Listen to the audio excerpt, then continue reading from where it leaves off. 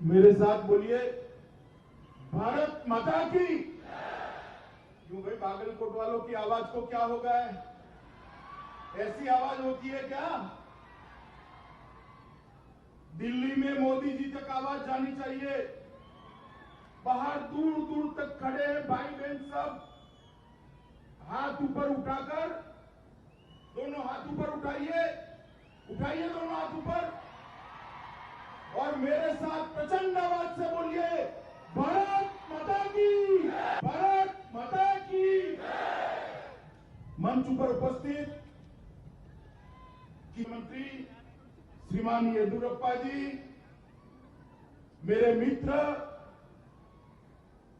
और केंद्रीय परिषद में मेरे मंत्री परिषद में मेरे साथी श्रीमान प्रहलाद जोशी जी, हमारे प्रदेश अध्यक्ष नलिन कुमार कटील जी, उप मुख्यमंत्री गोविंद कारजोल जी, कर्नाटक के मंत्री जगदीश शेट्टर जी, सांसद श्रीमान सिद्धेश्वर जी, गृह मंत्री कर्नाटक बसवराज बोम्बाई जी, श्री शिवराम हेब्बार जी, यहाँ के लोकप्रिय सांसद पीसी गद्दीगौड़ जी, आज जिनके कार्यक्रम में मैं आप लोगों को मिलने के लिए आया हूं, ऐसे आज के कार्यक्रम के उत्सव मूर्ति श्री मुकेश निरानी जी,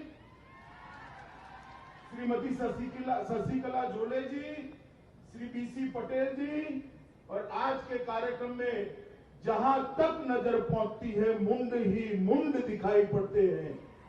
इतनी बड़ी संख्या में उपस्थित प्यारे भाइयों और बहनों, मैं आप सभी को प्रणाम करता हूं। सबसे पहले कि बागलकोट क्षेत्र की सुजलाम सुफलाम धरती को मैं प्रणाम करना चाहता हूं।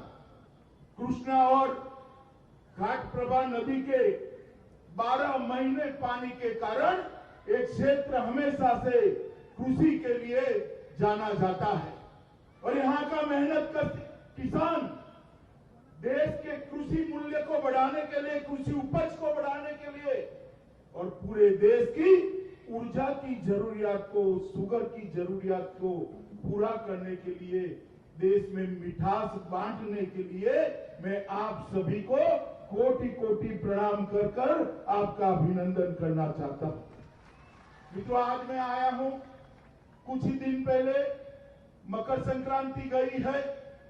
सूर्य नारायण उत्तर में संक्रांत किए हैं। मकर संक्रांति किसान भाइयों के लिए बहुत बड़ा उत्सव होता है। सूर्य नारायण जब उत्तर में जाते हैं, धरती ज्यादा उपज देती है, धरती ज्यादा फलद्रुप होती है। तो मैं सभी किसान भाइयों बहनों को मकर संक्रांति की बहुत बहुत शुभकामनाएं देता हूं। मित्रों, आज ढेर सारे प्रोजेक्ट का यहां पर शिलान्यास हुआ है। कहीं पर कोई शुगर मिल का एक्सपांशन हुआ है, आयुर्वेदिक मेडिकल कॉलेज का शिलान्यास हुआ है, विजय कोऑपरेटिव बैंक की 75वीं ब्रांच का उद्घाटन हुआ है, कहीं इथेनॉल बनाने की क्षमता में बढ़ोतरी की गई है। अनेक प्रकार के प्रकल्प निरानी ग्रुप ऑफ इंडस्ट्री ने आज यहां पर शुरू किए हैं। मैं इस सारे साहस के लिए श्री मुकेश निरानी को भी बहुत बहुत शुभकामनाएं देता हूं कि आपका ये साहस इस क्षेत्र के सभी किसानों के लिए उपयोगी हो, उनकी आजीविका और उनकी इनकम दोनों में बढ़ोतरी करने वाला हो। मित्रों, मैंने अभी थोड़ी जानकारी ली। ग्रीन फील्ड और ब्राउन फील्ड दोनों तरह की चीनी मिलें निरानी ग्रुप ऑफ इंडस्ट्री चलाती है। लगभग 45,000 मैट्रिक टन गन्ना प्रतिदिन इसकी पिलाई करने का काम निरानी ग्रुप ऑफ इंडस्ट्री करता है। मैं मानता हूं देश में सबसे बड़ा पिलाई का काम करते हैं और इसको 45,000 से 75,000 तक ले जाने का भी इन्होंने एक महत्वाकांक्षी कार्यक्रम लिया है। और मित्रों, इस देश के प्रधानमंत्री जब नरेंद्र मोदी जी बने, और मैं देश की जनता का तो आभारी हूं ही, मगर कर्नाटक की जनता का विशेष रूप से आभारी हूं। 2014 और 2019 दोनों चुनाव में कर्नाटक की जनता ने मोदी जी की झोली वोटों से भर दी।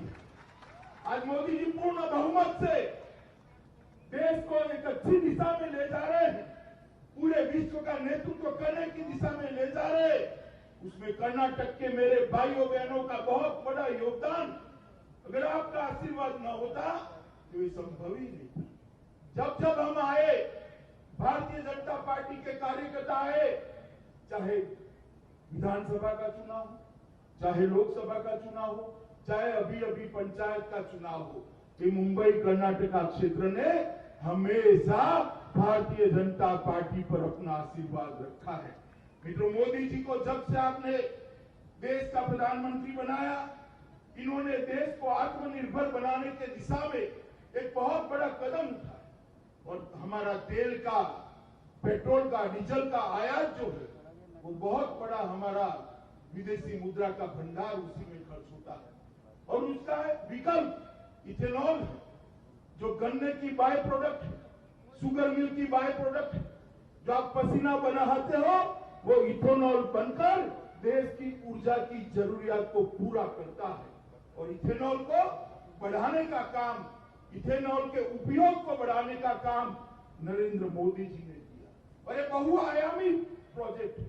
एक और तो इथेनॉल की खपत बढ़ाने से किसानों की आय बढ़ती है, गन्ना मिलों को भी फायदा होता है और तीसरा पेट्रोल का विकल्प होने के कारण देश का विदेशी मुद्रा का भंडार भी बचता है और देश आत्मनिर्भर होकर बड़े रास्ते पर आगे बढ़ता है।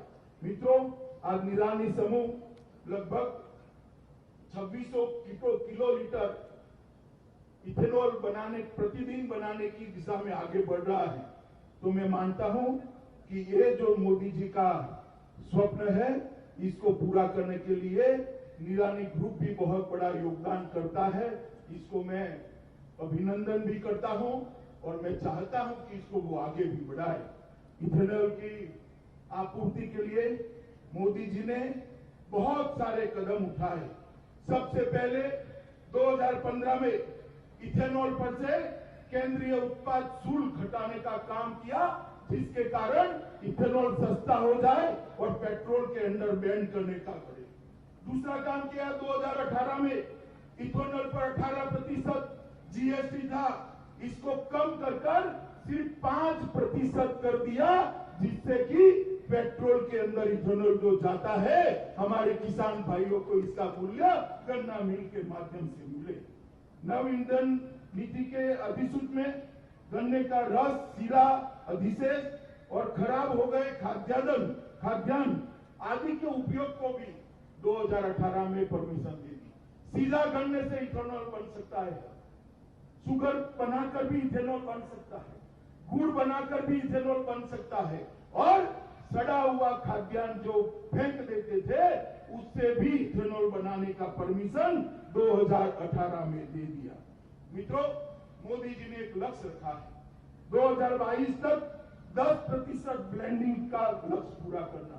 जब मोदी सरकार आई 2014 में, तब 1.58% ब्लेंडिंग होता था, सिर्फ 1.58%, और मोदी सरकार ने 2022 में 10% तक पेट्रोल और डीजल के अंदर ब्लेंडिंग की नीति बनाई है और 2025 तक इसको 20% पर ले जाएंगे।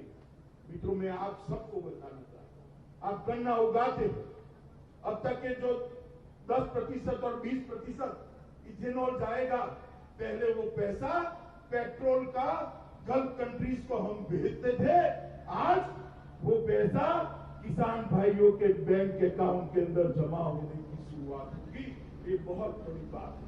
मित्रों, एफसीआई के पास जो उपलब्ध मक्का था, चावल था, उसको भी अब इथेनॉल की पॉलिसी में शामिल कर लिया गया है और इस नीति के कारण बहुत बड़ा फायदा किसान भाइयों को होने वाला है।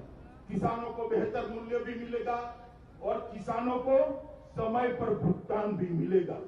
कच्चे तेल के आयात की बिल को हम कटौती कर सकेंगे, ग्रामीण क्षेत्र में रोजगार भी बढ़ेगा।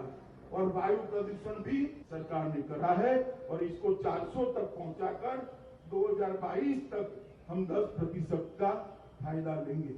मित्रों, इथेनॉल के बारे में ढेर सारी और भी रियायतें भारत सरकार ने दी है, मगर मैं आज किसान भाइयों के बीच में मैं इतना कहना चाहता हूं भाइयों कि नरेंद्र मोदी सरकार इसकी सबसे बड़ी कोई प्रायोरिटी है, प्राथमिकता है तो मेरे किसान भाइयों की आय को 2 गुना करना, ये नरेंद्र मोदी सरकार की प्राथमिकता है। ये कांग्रेस वाले जब मोदी जी कहते थे हम किसानों की आय को 2 गुना करेंगे, हंसते थे हम पर।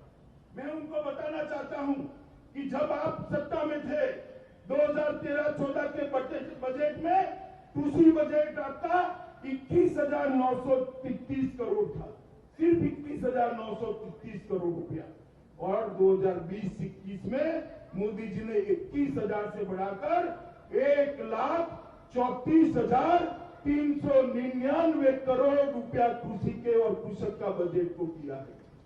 21,000 कहां और कहां 1,34,000 करोड़। और न्यूनतम समर्थन मूल्य में भी चाहे मक्का हो, चाहे गेहूं हो, चाहे चावल हो, चाहे दलहन हो, चाहे तिलहन हो, हर प्रकार के एमएसपी के अंदर बढ़ोतरी कर 150% तक किसान को मिले, जितना खर्चा है उससे 50% मुनाफा मिले, ये भी हमने किया है। मित्रों, प्रधानमंत्री किसान सम्मान निधि मोदी जी लेकर आए, लगभग 6,000 रुपया हर किसान के बैंक अकाउंट में सीधा जाता है, कोई बिचौलिया बीच नहीं। मित्रों, 25 दिसंबर तक 9 करोड़ से ज्यादा किसानों के बैंक अकाउंट में 1,13,619 करोड़ रुपया सीधा बैंक अकाउंट में डालने का काम ये भारतीय जनता पार्टी की सरकार। मैं कांग्रेसी मित्रों को बताना चाहता हूं कि आपका तो बजट, कुल बजट ही 21,000 करोड़ था। हमने बजट के अलावे 1,13,619 करोड़ रुपया सीधा बैंक अकाउंट में डालने का काम किया है। ये भारतीय जनता पार्टी की, नरेंद्र मोदी सरकार की नीति। मुद्रा स्वास्थ्य कार्ड लगभग 22 करोड़ दिए, यूरिया तो इम्पोर्टेड होकर उसकी कालाबाजारी अटकाई है। प्रधानमंत्री कृषि सूक्ष्म सिंचाई योजना के तहत 50 लाख हेक्टेयर को सूक्ष्म सिंचाई ड्रिप और स्प्रिंकलर से समावेश किया गया है। प्रधानमंत्री फसल बीमा योजना लगभग 5 वर्ष पूर्ण हुए हैं, 90,000 करोड़ रुपया प्रधानमंत्री फसल बीमा योजना के तहत देश के किसानों के बैंक अकाउंट में पहुंचाया गया। 1,000 से ज्यादा मंडियों को ऑनलाइन कर किसानों को ज्यादा दाम मिले, इसके लिए नरेंद्र मोदी सरकार ने किया है। और किसानों को जो ऋण मिलता था, मित्रों, वो आंकड़ा भी जरा आप समझ लीजिए। पहले कांग्रेस सरकार थी तब किसानों को 6 लाख करोड़ ऋण देती थी। कितना देती थी भाई बताओ जरा, मैं अकेला बोल रहा हूं, कितना देती थी? 6 लाख करोड़। कितना? नरेंद्र मोदी जी ने 6 लाख करोड़ से बढ़ाकर 13,92,000 करोड़ रुपया किसानों को ऋण देने की शुरुआत की है। वही बताता है कि मोदी सरकार किसानों के लिए कितना करते हैं। 10,000 से ज्यादा फार्मर प्रोड्यूस ऑर्गेनाइजेशन बनाए और इसके लिए 7,000 करोड़ का प्रावधान किया। शहद के उत्पादन के लिए, मधु के उत्पादन के लिए 500 करोड़ रुपया लगाए और किसान क्रेडिट कार्ड लगभग 1.6 करोड़ में किसानों को तो अंतिम 6 महीने में ही दिए। मित्रों, ढेर सारे काम भारतीय जनता पार्टी की नरेंद्र मोदी सरकार ने किया। श्री येदियुरप्पा जी की सरकार ने भी किसानों के लिए काम करने में कोई कसर नहीं छोड़ी। केंद्र सरकार की जो भी योजना हो, इस पर जमीन पर उतारने में शायद भारत में सबसे आगे अगर कोई सरकार रही है तो श्री येदियुरप्पा की सरकार है। मित्रों, मोदी जी ने किसानों के लिए इतना किया, मगर वक्र दृष्टा कांग्रेस पार्टी के नेता किसानों की हित की बात कर रहे हैं। मैं उनको पूछना चाहता हूं, जब आप थे तब किसानों को 6,000 करोड़ रुपया, 6,000 रुपया प्रति माह, प्रति साल क्यों नहीं मिला भाई?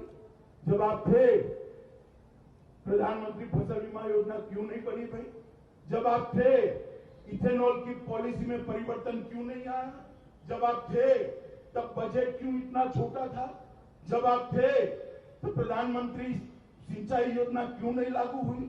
क्योंकि आपकी नीयत ठीक है। नरेंद्र मोदी सरकार सात अर्थ में किसानों को समर्पित सरकार है और 3 नए जो अध्यादेश और कानून लेकर मोदी सरकार आई है, कर्नाटक सरकार ने भी ये कानूनों को पारित किया है।